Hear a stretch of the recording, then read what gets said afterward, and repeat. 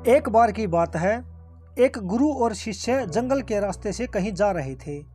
तो रास्ते में शाम होने लगी और उनको पानी की प्यास लगी। तो पास में एक गांव आया और जैसे ही वह गांव में पहुंचे तो देखा कि एक झोपड़ी थी। वो झोपड़ी की तरफ गए और उन्होंने आवाज़ लगाई। तभी एक आदमी और उनकी पत्नी, साथ ही साथ में उनके 3 बच्चे भी आए जो फटे पुराने कपड़े पहने हुए थे। गुरु अब यह सब दृश्य देख रहे थे कि इतना बड़ा खेत है और इन्होंने उसमें फसल भी नहीं लगाई हुई है। तो गुरु ने सबसे पहले तो उनसे पानी के लिए आग्रह किया कि क्या उन्हें पानी मिल सकता है। तो उन्होंने गुरुजी और शिष्य दोनों को पानी पिलाया। अचानक गुरु ने कहा कि अगर आप इसमें खेती नहीं करते तो फिर अपना जीवन यापन किस तरीके से चलाते हैं।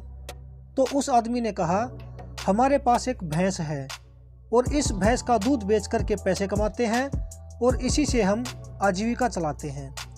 गुरु ने उनकी इस बात को ध्यानपूर्वक सुना और उनके बीच में कुछ देर तक बातचीत हुई, लेकिन अंधेरा हो चुका था।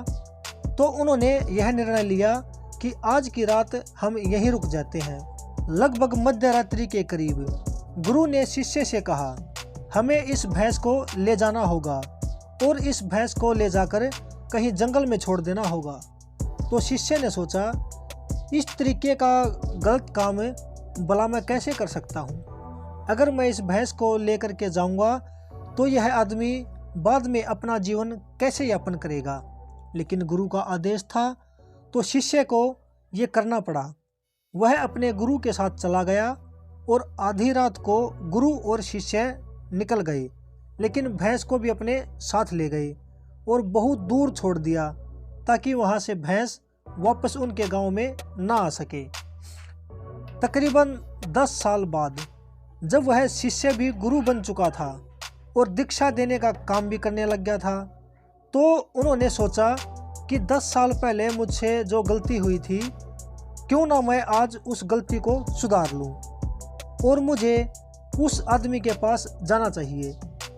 वह उस आदमी के पास जाता है, लेकिन वहां पहुंचकर वह देखता है कि खेत में फसलें लहरा रही थी और बगीचे लगे हुए थे।